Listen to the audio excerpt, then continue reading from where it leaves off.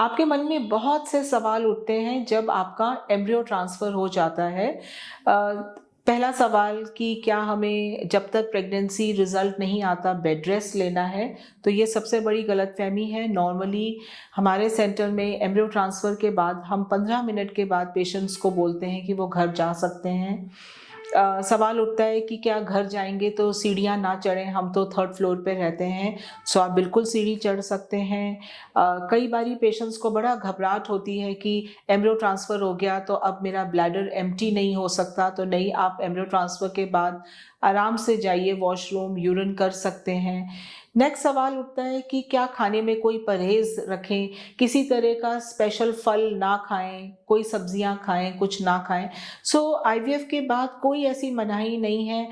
गरम खाना, ठंडा खाना, किसी प्रकार के नट्स, सब कुछ आप खा सकते हैं एज़ लॉन्ग एज़ आपको कोई फूड एलर्जी ना हो। नेक्स्ट होता है कि हमने दवा यूज़ की तो दवा यूज़ करने के बाद हम बेड रेस्ट करें।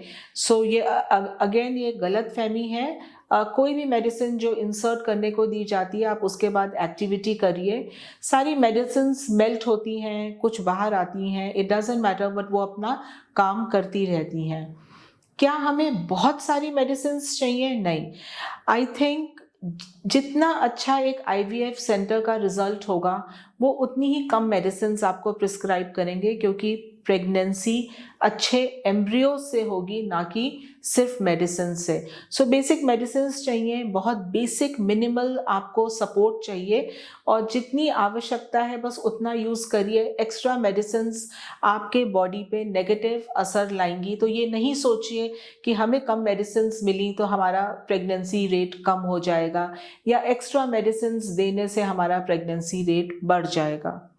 अब कई बारी क्या होता है, एम्ब्रियो ट्रांसफ़र के बाद छोटे-छोटे सिम्पटम्स हो सकते हैं। बहुत कॉमन है कि पेट में हल्की सी हेवीनेस हो गई, या एसिडिटी होने लगी, कॉन्स्टिपेशन बहुत कॉमन होता है। तो इन सब के लिए नॉर्मल दवाएँ हैं जो आपके कंसल्टेंट आपको प्रिस्क्राइब करेंगे, और आप वो लेते रहिए।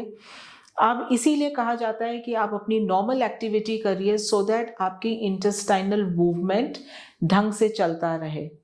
अब बहुत कॉमन नहीं है, लेकिन बहुत रेयरली या कभी-कभी दिखता है कि एम्ब्रियो ट्रांसफ़र के बाद हल्की सी स्पॉटिंग हो गई। सो कई बारी क्या होता है, जब एम्ब्रियो इम्प्लांट कर रहा होता है, जब अटैच करता है, तो थोड़ी बहुत स्पॉटिंग हो सकती है। लेकिन हाँ, अगर स्पॉटिंग ज़्यादा है, या आपको बहुत क्रैम्प्स आ रहे हैं, पेट में बहुत दर्द हो रहा है, तो आप ज़रूर अपने कंसल्टेंट को मिलिए, और ये हो सकता है कि आपको तब कोई इंजेक्शंस दिए जाएँ। सो ओवरऑल क्या हमें बहुत कोई सावधानी बरतनी है एम्ब्रियो ट्रांसफ़र के बाद? आंसर है नहीं। आप अपना जॉब रिज़्यूम करें, आप ड्राइविंग कर सकते हैं, नॉर्मल खाना खाइए, और आप अपनी नॉर्मल एक्टिविटी करें। खूब प्लेंटी ऑफ लिक्विड्स लें, अच्छी डाइट लें, एंड वी होप दैट आपका रिज़ल्ट पॉज़िटिव आए।